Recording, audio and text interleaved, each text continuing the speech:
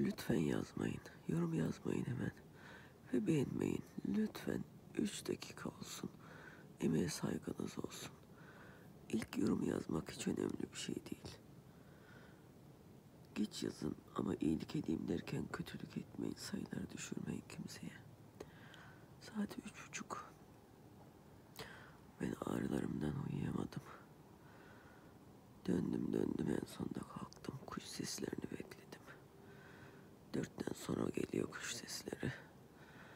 Daha var. Arkadaşlar lütfen saygı duyalım. Hemen yazmayalım. Yolcularımdan kızım haber vermiş, yazmış. Dedim her ülkeye girdiğinizde haber verin. Bir taraftan onların stresi. Nasıl gidecekler, ne olacak? Allah'ım sağ salim varmayı nasip eylesin herkese.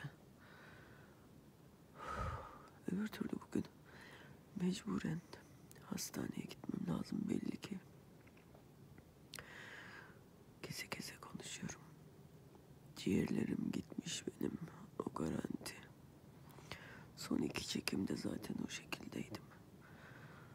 Arkadaşlar daha sonra kuş seslerini çekmek istiyorum. O kadar güzel bir şey ki fakat benim başım patlıyor. İnşallah bir parça iyi gelir. Saat 3:48. Kuş seslerine bakar mıyız?